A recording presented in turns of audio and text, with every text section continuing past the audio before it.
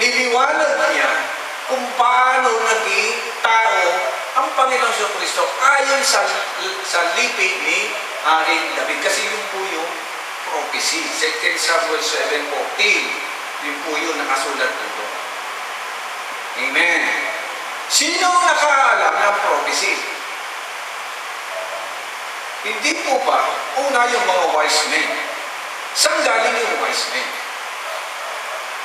Yung tatlong hari, yung tatlong hari yun, ano yung mga wise men? Saan sila galing? Ayon sa mga pag-aaral, sila'y galing doon sa east. At may nagsasabi na sila ay galing sa pinanggalingan ni Abraham. Doon po sila galing. Paano nila nalaman na may prophecy? Yun na nga, may kopya sila ng Buddha. Amen, mga wise men. Sila po kasi ay mahilig maniwala sa pagbabasa ng mga bituin. No? Yung mga bituin sa langit, pinag-aaralan po nila. At nakita nila roon na yun naman, mayroong isang prophecy na isisilang ang isang tagapagligtas, Misaya. Hindi po ba napagtanungan pa nila si Herodes? Naalala niyo yung istorya? Napagtanungan, nakita daw nila yung star na nagsasabing ipinanganak yung Misaya. Amen. Sa madaling salita, nung narinig nila yung balita na ipinanganak ang Misaya, nagkagulo na.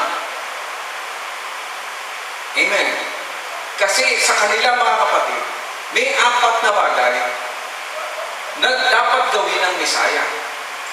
Una, iligtas sila. Alisin sila sa pamamahala ng Roman Empire. Ibalik ang lahat ng kalat na Hudyo. At pang-4, magtatag ng kaharian magpakailanman. So lahat sila excited na marinig na merong dumating na yung Messiah. Honestly, ang tanong ko sa atin, kung tayo ang Hudyo ng araw, maniniwala kayo na yung si Jesus ang Messiah? Ikaw, pinanganak sa sabsapan, sa makakita ng pinanganak Messiah. Kung siya na ay lahi ni David, saan siya dapat ipapanganak? For 5,000 pesos, sumagot niya. Kung siya ay lahi ni David, saan siya dapat ipinanganak? Common sense. Hari yun eh. Saan siya dapat? Sa hospital ba? Hospital mo araw? Anong hospital mo araw? Saan? Mister, ha? Sa templo? Saan? Sa palasyo. Sino ang nasa palasyo? Si Herodes. Hindi naman apo ni Herodes. Hindi naman ni Herodes yun eh. Kaya ang tanong ni Herodes, pinanganak, sabi ng mga wise, pinanganak daw po ang Mesiyas. Sabi ni Herodes,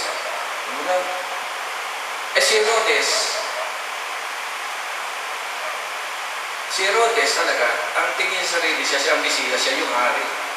At diba, hari. Ay, saan daw? Doon daw siya, tinawag mo yung mga advisor, diba, tinawag niya, tinanong.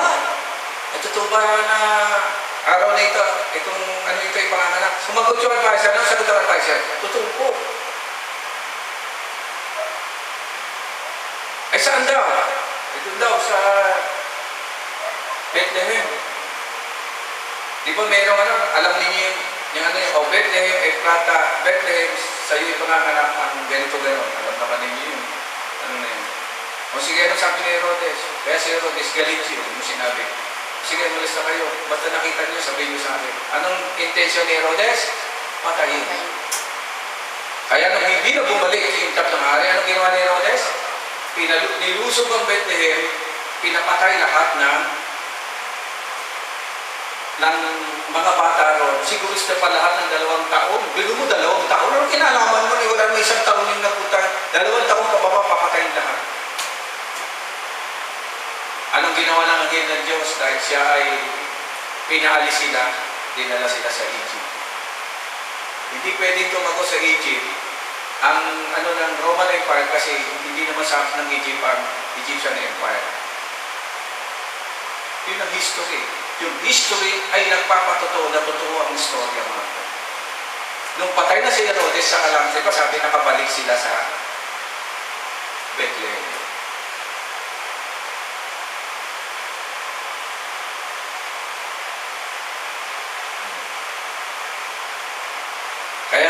sinasabi, ang Panginoon Kristo, mapapatunayan siyang Mesiyas dahil siya nung naging tao ay buhat sa lipi ni David. Amen. Yun yung kumpletong istorya. Huwag tayong maglagay ng ibang istorya kung paano dumating ang Panginoon. Kaya nga sabi ng isa, siya yung appointed sa lugar, na-arresto na ngayon. Amen? Iba yung istorya niya. Kahit ang tatay niya si Myret, si Jose, di ba paano din ng ni Maria to si din nung na-arresto. Kasi, ang pangalan ko talaga ng nanay niya si Maria. Ang pangalan ng tatay niya si Jose. Talaga, Kaya sabi niya siya yung sanod ka. Pag hindi siya umugba doon sa trace ng history, pwede talaga mabuti. Pero marami pa rin pang naniwala. Yes. Pero may naniwala pa sa Panginoon Jesucristo yung original? Wala. Dahil sinabi niya sa Isaiah chapter 53, ito malalaman niyo, who shall believe in our report, sinabi. Sino naniwala sa aming isa-sa-isa? Wala po talagang maniniwala maliban na ikaw ay pinili ng Panginoong Diyos na kaya. Naniniwala ako mga kapatid na kahit marami ang alam niyo yung pangalan niya, marami sa kanilang hindi nakaalam sa mga tunay na pangyayari. Kasalanan nila yun, hindi nila pinag-aralan. Kaya marami ang nadidisip. Pag sinabing ako, Mesiyas, ako si Jesus, akong gano'n, ang dami na. Pinag-aralan natin naman. Kasi nga sabi ng Biblia, magkakatawang tao ang Diyos. Yun yung word. At yung word at yung salita yan, bibitin ko muna. Kasi ano yung doctrinal yan naman. Bakit nagkatawang tao yung Diyos? Is there such a thing na magkakatawang tao ng Diyos? Yan ang tatalakayan natin sa susunod. Ang inalulong natin, pinutulong natin mga kapatid, totoong ang magiging tunay na Mesiyas ay manggagaling sa lahi ni David. Yung Mesiyas niya yun sa Israel, meron po kasi. Meron na po, 33 years old din siya. Galing din po siya talaga sa lahi ni David. Matalino rin. Kasi may David ng Panginoon Kristo, 33 years old yun. Okay din. Lahat ng labay sa kanya. So, yun ang kalaban natin ngayon. Sa atin dumating na Mesiyas ang Panginoong Jesus. Sa kanila ngayon palang dumating. At kung mamatay yun, ibig sabihin hindi pa rin. Pero ang maganda sa Israelita, hindi nagbabago ang kanilang isip na may Mesiyas silang inaantay. Hindi katulad natin mga Kristiyano, nung nasa atin ang Panginoon Kristo, wala na. Easy na. Once you are saved, you are always saved. Hindi na naiintindi, hindi naglilingkod, hindi gano'n. Pero may problema po talaga ako nakakita dyan at yan ay madidiscuss din natin kung bakit nagkaganito ang modern Christianity. Minsan nga sinyer ko kay Rose, dapat ang Christianity isa lang.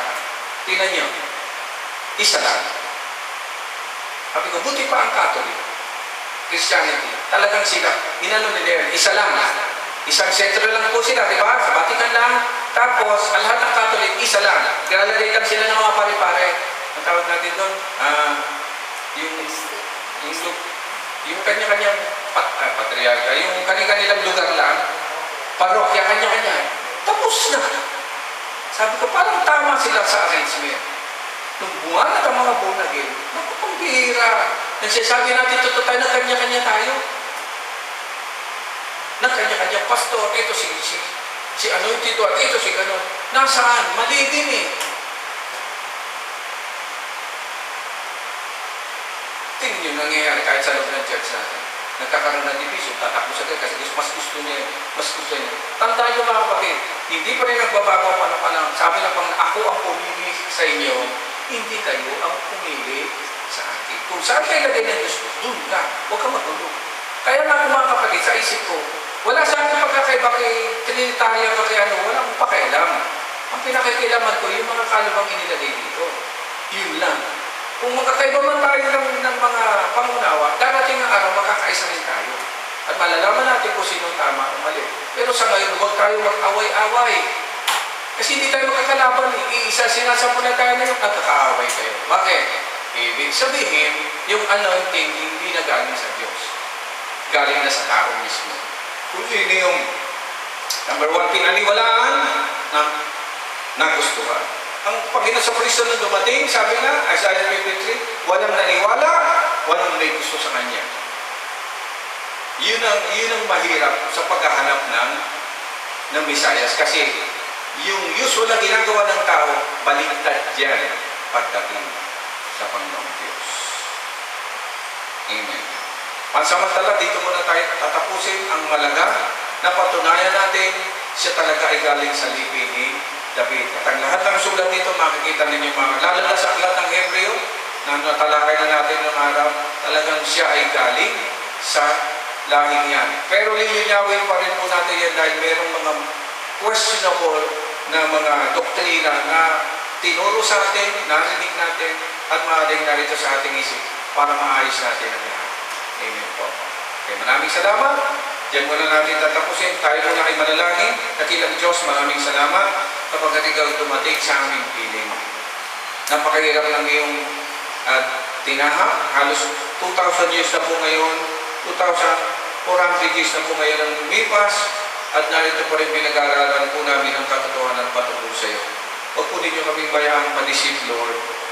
Makulangan ng kaalaman. Give us better understanding upang lalo tumibay ang aming pagkakilala sa iyo bilang aming Panginoon na tagapagligtas. Salamat sa pagkakataon ito, Lord. Patuloy mo kaming ingatan. Patuloy mo kaming turuan. Paspasan. In Jesus' name. Amen. And amen. Tayo